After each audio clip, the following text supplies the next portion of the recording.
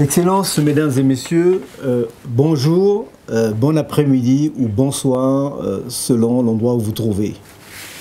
Excellencies, ladies and gentlemen, I'm pleased to welcome you to the 2021 General Annual Meeting of the Global Alliance for Literacy within the framework of lifelong learning known as GAL. As you recall, the GAL initiative was launched in 2016 by the Director General of UNESCO to advance the global literacy agenda following the UN Literacy Decade 2003-2012 and to recognize the need for collective and concerted efforts to advance globally through a targeted and country-led approach facilitated by UNESCO. In 2020, in response to the pandemic, UNESCO launched the Global Education Coalition to protect the right to education and ensure the continuity of learning throughout the world. GEC's platform brought together more than 200 partners from the UN family, civil society, private sector, academia, and managed to launch and run flagship initiatives such as the Global Skills Academy and the Global Teacher Campus to ensure that no learner is left behind. Literacy is central to the achievement of SDG 4.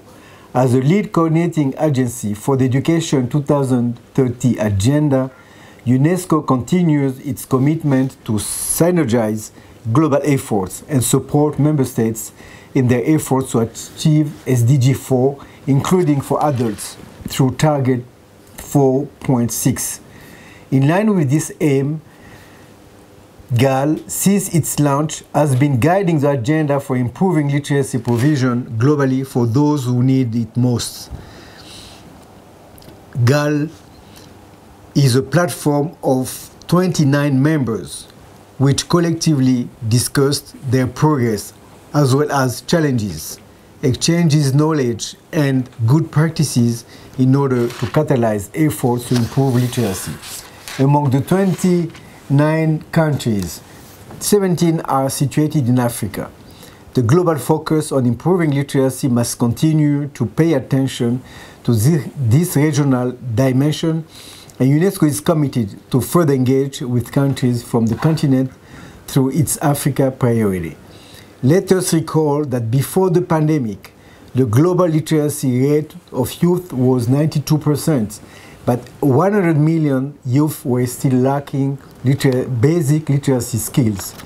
Almost half of them reside in South and West Asia, 27% in Sub-Saharan Africa. We know that the pandemic amplified these challenges. Adult learning and education programs were severely affected when literacy programs were either fully or partially suspended. Furthermore, literacy provision remained in the margin of the COVID-19 education responses developed by most countries.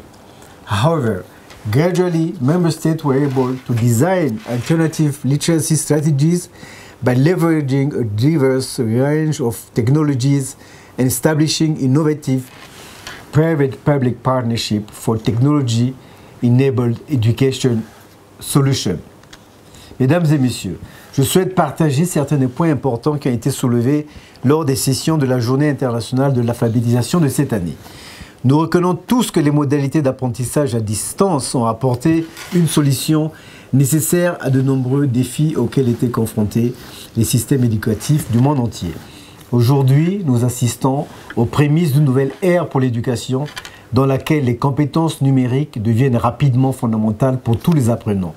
Les compétences numériques, justement, ne doivent pas être considérées comme de simples compétences instrumentales permettant d'accéder à un contenu sous forme digitale. Nous devons commencer à considérer les compétences numériques comme l'un des éléments essentiels de l'alphabétisme du XXIe siècle et donc comme une dimension à part entière du droit à l'éducation. Nous avons un long chemin à parcourir avant de réaliser pleinement ce droit, mais nous devons agir pour y parvenir. Je ne parle pas ici seulement de connectivité d'infrastructures, mais aussi de la capacité à utiliser la technologie de manière plus significative.